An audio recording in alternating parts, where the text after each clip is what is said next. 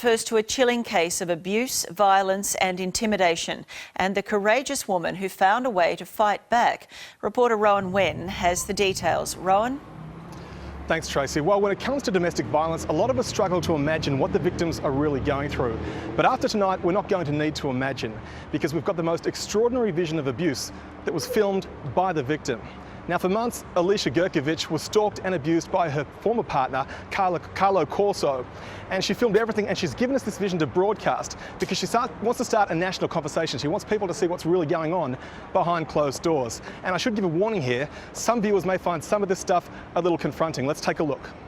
So many women and children out there are dying. Get out! Ow. Carlo Corsa is a monster. Oh, you got Pascal! Violent, abusive and unhinged. I filmed it all. I filmed everything. Tonight we take you inside terror in our suburbs like you've never seen before. As we document in detail the sustained campaign this criminal has waged against his former partner, Elisha Gercovich. Carlo, what sort of a man threatens his partner with a knife? Give me that phone now. No. Give me that phone. Don't give me my phone. It's the kind of shocking domestic abuse thousands of Australian women are all too familiar with. But what makes this story different is the fact that Elisha filmed everything. Videos don't lie.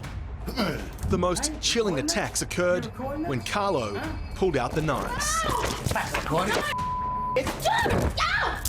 This is Elisha's video diary detailing her journey to hell and back. Her life threatened and turned upside down when her partner became her abuser. Her bravery and strength of character may have been the only thing that saved her life. There has to be accountability. Perpetrators have to be held to account for their behaviour. Elisha and her 2 children are on the run. They've left their home in Melbourne's west and are living out of boxes in emergency accommodation. They've moved 7 times in 21 days. And all because of one simple and tragic mistake. Elisha trusted her heart to the wrong man. It was love at first sight. I was very happy. I'd been single for quite some time. He had too. He had a beautiful child who I took on and embraced as my own.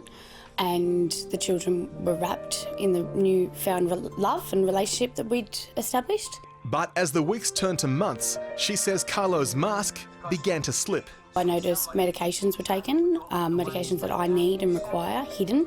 Property was taken, my jewellery, wallet, my cards, my credit cards were snapped.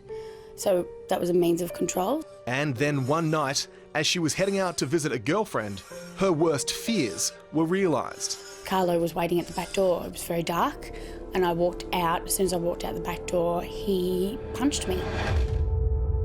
The first time he hits you, what do you think? Heartbroken. All and everything I hoped and dreamt for in this person was gone in that one punch. From that moment on, Elisha says she never felt safe as Carlo's sick desire to control her took hold. It'd start with a slap, and then it'd progress to one bruised, bloody eye, and it'd progress to 2 broken eyes, punched eyes, up against a wall in front of children. So gradually it progressed to a much more serious stem of assaults. Eventually she threw Carlo out of the house, but it didn't stop him. He repeatedly broke into her home, threatening her and the kids. Need to leave. Look, you've just put another hole in the door. Open the door up. I've locked myself in here for the last time. You need to leave. Yeah, bring up the coppers. Just go. I'm taking this all to the police tomorrow. I can't handle it. Open the door up now. I'm not opening it, Carlo. Being the daughter of a former cop, Elisha knew the value of evidence, and she began to record the attacks for the police and ultimately the courts. I had to become smarter to survive. I was that terrified.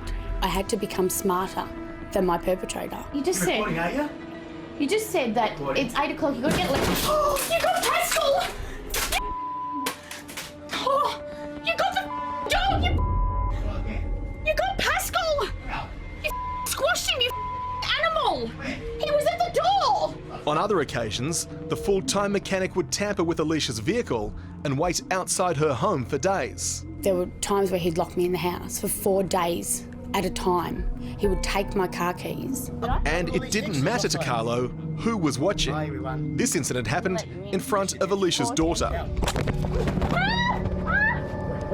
are you recording for? What are you recording the phone for? What are you recording? Huh? Kids? That's right. I'll record you. Here.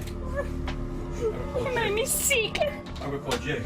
You made me sick. You want to record me? You made me sick. There.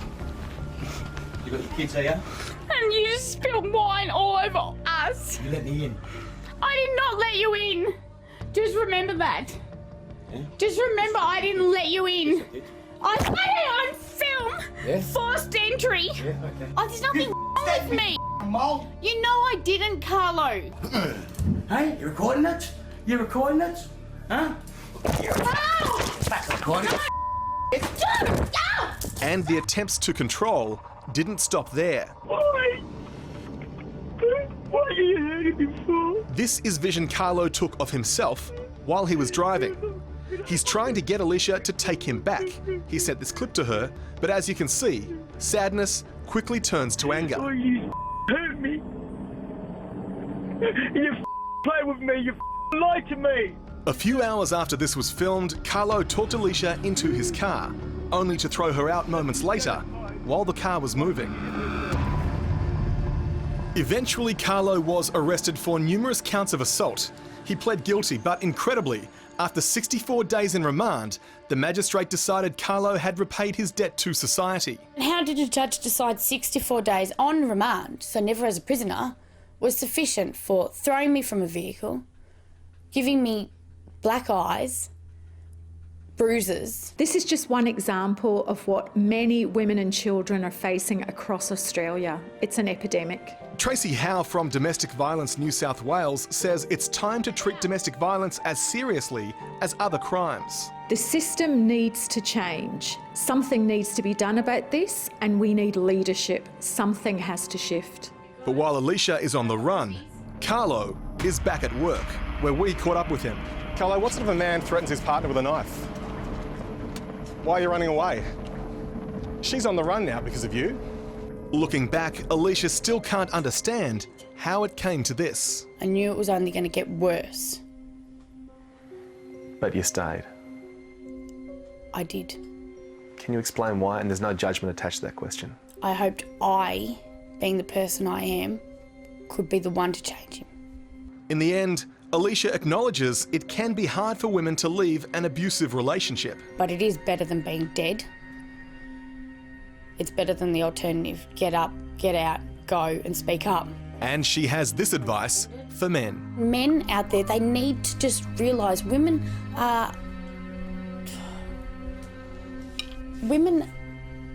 not a necessity. They're not an essential that you just get given. You're lucky to have someone in your life who loves you, supports you, looks after you, wants to be with you. Don't abuse that.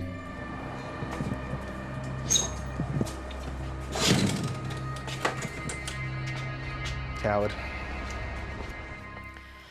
She's a brave woman. I hope she stays safe. And if you're experiencing domestic violence, you should contact the national hotline 1800 737 732.